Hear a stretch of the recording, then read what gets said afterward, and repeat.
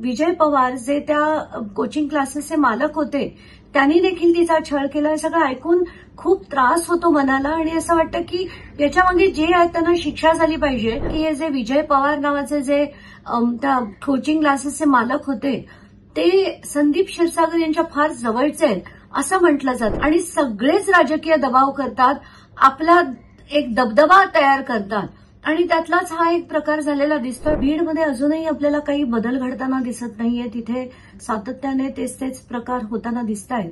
आताच्या घटकेला एक 17 वर्षाच्या मुलीने तिला पुढे शिकायचं होतं म्हणून ती उमा किरण नावाच्या एका कोचिंग क्लासेसमध्ये तिने नाव घातलं होतं आणि तिच्यावर जुलै 2024 ते मे 2025 पर्यंत सातत्याने तिचा शारीरिक आणि मानसिक छळ होत होता आणि तो तिकडचे जे खाटोकर नावाचे प्रशांत खाटोकर नावाचे जे शिक्षक होते त्यांनी केला आणि त्यानंतर विजय पवार जे त्या कोचिंग क्लासेसचे मालक होते त्यांनी देखील तिचा छळ केला, हे सगळं ऐकून खूप त्रास होतो मनाला आणि असं वाटतं की याच्यामागे जे आहे त्यांना शिक्षा झाली पाहिजे. म्हणूनच मी एसपींशी बोलले, महिला आयोगाच्या अध्यक्षा रुपाली चाकणकर यांच्याशी देखील बोलले आणि जी माहिती येते ती खूप डिस्टर्बिंग आहे. आताच्या घटकेला मला असं वाटतं एसपी त्यांचं काम अतिशय चोखपणे करतायत. त्यांनी सगळे डीव्हीआर जे आहेत ते तिथले जप्त केलेले आहेत आणि सगळी माहिती आता लवकरच पुढे येईल.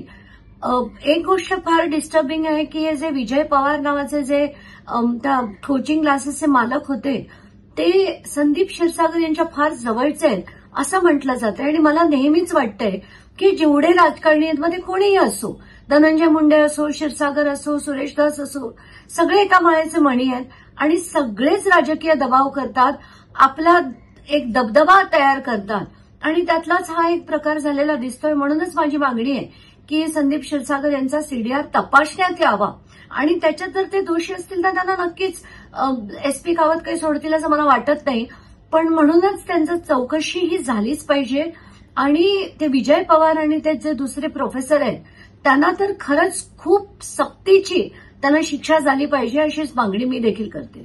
सोशल मीडियाच्या भाऊ गर्दीत विश्वासार्हतेने चकाकणारे नाव म्हणजे लेट्सअप मराठी. सगळ्यांना, सगळ्या नागरिकांना ती स्पीच, ती लेट्सअप वरील मुलाखती म्हणजे विचारांचा खजिना. त्यानंतरच्या निवडणुकीमध्ये मला सोडून गेले. बातम्या केवळ वस्तुस्थिती सांगणाऱ्या, न प्रोपगंडा, फक्त जनतेचा अजेंडा. क्योंकि आने वाला कल जाने वाला है, जाने वाला कल आने वाला है. राजकारण, मनोरंजन असो की क्रीडा क्षेत्र, महाराष्ट्राची स्पंदने संवेदनशीलतेने टिपणारे माध्यम म्हणजे लेट्सअप मराठी. जगासोबत एक पाऊल पुढे राहण्यासाठी लेट्सअपचे ॲप, सोशल मीडिया आणि वेबसाईट सोबत कनेक्टेड रहा.